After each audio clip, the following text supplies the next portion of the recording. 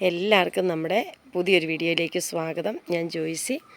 അപ്പോൾ ഇന്ന് ഞാൻ വന്നിരിക്കുന്നതെന്ന് പറഞ്ഞു കഴിഞ്ഞാൽ നമുക്കിച്ചിരി ക്യാരറ്റും നമ്മുടെ പാവയ്ക്കയും കൂടെ അച്ചാറിട്ടാലോ. അത് നല്ല വെള്ളയ്ക്ക് നമുക്ക് ഈ കല്യാണത്തിനൊക്കെ കിട്ടുകയല്ലേ, പാവയ്ക്കയും മാങ്ങയൊക്കെ കിട്ടുകയല്ലേ, ക്യാരറ്റും മാങ്ങയൊക്കെ കിട്ടുകയല്ലേ, അതുപോലെ തന്നെ നമുക്ക് ക്യാരറ്റും പാവയ്ക്കയും നമുക്കൊന്ന് അച്ചാറിട്ടാലോ. നല്ല സൂപ്പർ ടേസ്റ്റാണ് കേട്ടോ. അപ്പോൾ നമുക്ക് നേരെ വീഡിയോയിലേക്ക് പോകാം. ഇന്ന് നമുക്ക് ഒരു പാവയ്ക്കായും നമ്മുടെ ക്യാരറ്റും കൂടെ നമുക്ക് അച്ചാറിടാവേ. നല്ല ടേസ്റ്റാണ് നമ്മുടെ പാവയ്ക്കയും ക്യാരറ്റും കൂടെ അച്ചാറിട്ടാൽ. അത് നമ്മൾ വെള്ളയ്ക്കാണ് ഇടുന്നത്.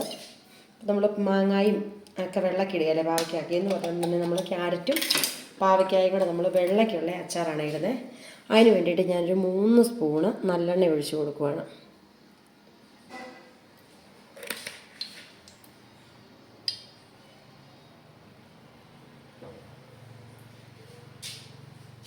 നമ്മുടെ കടുക് പൊട്ടി തുടങ്ങുന്നുണ്ട്. ഇനി നമുക്ക് ആവശ്യമുള്ള ഇഞ്ചി, വെളുത്തുള്ളി, കറിവേപ്പില, പച്ചമുളക് ഇതെല്ലാം കൂടെ നമുക്കിട്ട് കൊടുക്കാവേ. നമ്മൾ ഇഞ്ചി ചെറുതായിട്ട് നീളത്തിൽ അരിഞ്ഞ് വെച്ച് കൊടുത്തു. നമ്മളെല്ലാം നീളത്തിലാണ് അരിഞ്ഞ് വെച്ചിരിക്കുന്നത്, നമ്മുടെ ക്യാരറ്റും പാവയ്ക്കയും ഒക്കെ. ഇനി അത് രണ്ടും കൂടെ നമുക്ക് ഒന്ന് ഇളക്കി കൊടുക്കാം. ഇനി നമുക്ക് അതിൻ്റെ കൂടെ തന്നെ അരിഞ്ഞ് വെച്ചിരിക്കുന്ന നമ്മുടെ പച്ചമുളകും കൂടെ ഇട്ട് കൊടുക്കുക. പച്ചമുളക് അതിനകത്ത് കിടന്ന് വാടി, നമ്മൾ വേറെ എരിവൊന്നും നമ്മൾ ചേർക്കുന്നില്ല, അതുകൊണ്ട് അതും കൂടെ അതിൻ്റെ കൂടെ ഒന്ന് വാടി വരണം.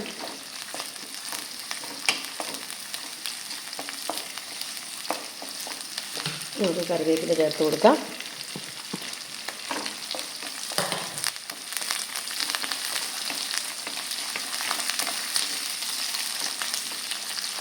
ജസ്റ്റ് അതിൻ്റെ ആ പച്ചമണമൊക്കെ ഒന്ന് മാറുന്നോളം വരെ നമുക്കിതൊന്ന് വഴറ്റിയാൽ മതി. ഇനി നമുക്ക് ഇതിനകത്തോട്ട് ബാക്കി എല്ലാം നമുക്ക് ചേർത്ത് വഴറ്റി കൊടുക്കാനുള്ളതാണ്. ഇപ്പോൾ ഒരു 1/4 ഭാഗം ഒന്ന് വാടിയിട്ടുണ്ട്. ഇനി നമുക്ക് അതിനകത്തോട്ട് മഞ്ഞൾപ്പൊടി ചേർത്ത് കൊടുക്കാവേ. ഫ്ലെയിം ഓഫാക്കി വെച്ചിട്ട് മഞ്ഞൾപ്പൊടി ചേർത്ത് കൊടുക്കാം. ഒരു 1/4 സ്പൂണ് മഞ്ഞൾപ്പൊടി ചേർത്ത് കൊടുത്തു. ഇനി നമ്മളതെല്ലാം കൂടി ഒന്ന് ഇളക്കി ഇനി നമുക്ക് അതിനകത്തോട്ട് ഇട്ട് കൊടുക്കേണ്ടത് നമ്മൾ അരിഞ്ഞ് വെച്ചിരിക്കുന്ന നമ്മുടെ പാവയ്ക്കയാണ്.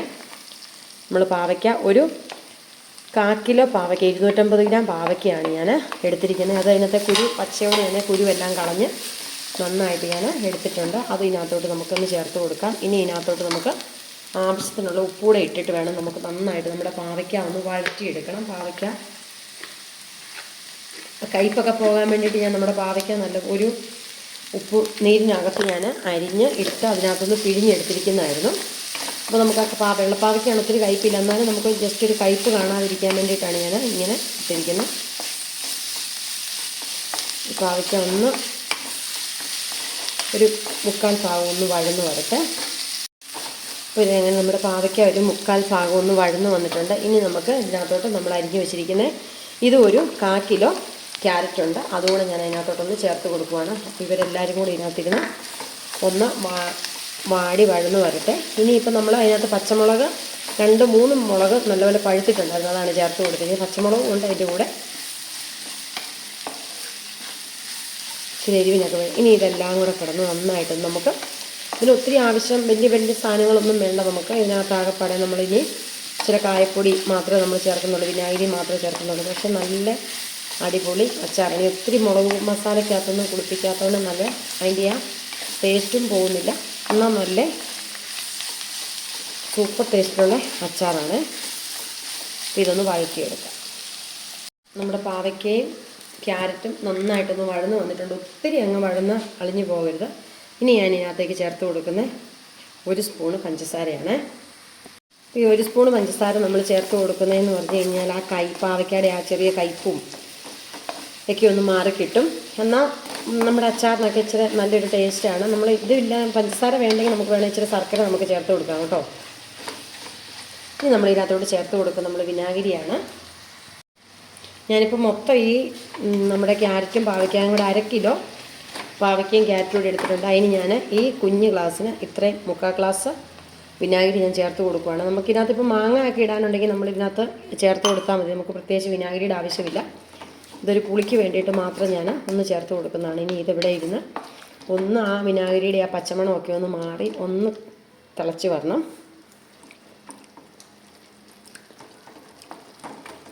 കയ്പൊന്നുമില്ല നമ്മുടെ പാവയ്ക്കായ്ക്ക് അങ്ങനെ.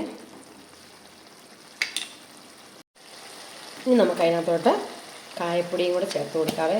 അത്രയും സിമ്പിളാണ് നമ്മുടെ ക്യാരറ്റ് പാവയ്ക്ക അച്ചാർ. ഇതിനകത്ത് ഉലുവായും കടുകൊക്കെ വേണേൽ വറുത്ത് പൊടിച്ചിടുന്നവർക്ക് വേണേൽ ഇടാം. പക്ഷെ ഞാൻ അതിനകത്തൊന്നും ചേർക്കുന്നില്ല. ഞാൻ ഇത്രയും മാത്രമേ ഇതിനകത്ത് ചേർക്കുന്നുള്ളൂ. ഇനി നന്നായിട്ടൊന്ന് ഇളക്കി നമ്മുടെ അച്ചാറിൻ്റെ പണി കഴിഞ്ഞു. നിമിഷ നേരം കൊണ്ട് അച്ചാർ ഇടുകയും ചെയ്യാം. എന്നാൽ നല്ല അടിപൊളി ടേസ്റ്റാണ് അതിന്. പിന്നെ നമുക്ക് സ്റ്റവ് ഓഫ് ചെയ്യാം. അപ്പോൾ ഇതേ നമ്മുടെ കളർഫുള്ളായിട്ടുള്ള നല്ല അടിപൊളി അച്ചാർ തയ്യാറായി. ഇനിയിപ്പോൾ ഇത് ഇന്നിപ്പം വൈകിട്ട് ഞാൻ ഇട്ട് വെച്ചു. ഇനിയിപ്പോൾ ഇത് നാളെ ആകുമ്പോഴത്തേക്ക് നല്ലപോലെ തണുത്ത് ആ ഉപ്പും പുളിയും എരിവും എല്ലാം കൂടെ നന്നായിട്ടൊന്ന് പിടിച്ചിട്ട് വേണം നമ്മുടെ കുപ്പിക്കകത്തേക്ക് ആക്കി മാറ്റി വെക്കാനായിട്ട്. ഒരു 3-4 ദിവസം കഴിഞ്ഞാൽ ഉപയോഗിച്ച് കഴിഞ്ഞാൽ അടിപൊളിയാണ് കേട്ടോ. ഇപ്പം ഇന്നോട്ട് വേണേലും കൂട്ടാം, പക്ഷേ അത്ര ആ ഒരു ടേസ്റ്റ് വരികയില്ല. ഒരു 3-4 ദിവസം കഴിഞ്ഞിട്ട് വേണം നമ്മളിതൊന്ന് എടുത്ത് കൂട്ടി നോക്കാനായിട്ട്. അപ്പോൾ നല്ല സൂപ്പറായിരിക്കും. അപ്പോൾ എല്ലാവരും ഒന്ന് ട്രൈ ചെയ്ത് നോക്കണം. ഇങ്ങനത്തെ ഈ പാവയ്ക്കയും ക്യാരറ്റും കൂടെ അച്ചാറിടാത്തവരൊക്കെ ഇതിൻ്റെ കൂടെ മാങ്ങായും കൂടെ പച്ചമാങ്ങായൂടെ ഇട്ട് അച്ചാറിട്ടാലും നല്ല സൂപ്പറാട്ടോ. ഇത്രയും തന്നെ, ഇതിനകത്തേക്ക് മാങ്ങ കൂടെ ചേർക്കുന്നത് മാത്രമേ ഉള്ളൂ. അപ്പോൾ എല്ലാവരും ഒന്ന് ട്രൈ ചെയ്ത് നോക്കണം. പിന്നെ നമ്മുടെ വീഡിയോയും ചാനലും ഒക്കെ ഇഷ്ടപ്പെടുവാണെങ്കിൽ ഒന്ന് ലൈക്ക് ചെയ്യാനും ഷെയർ ചെയ്യാനും സപ്പോർട്ട് ചെയ്യാനും മറക്കല്ലേ. അപ്പോൾ നാളെയും നല്ലൊരു വീഡിയോ ആയിട്ട് നമുക്ക് കാണാം. അതുവരെ ബൈ, താങ്ക് യു.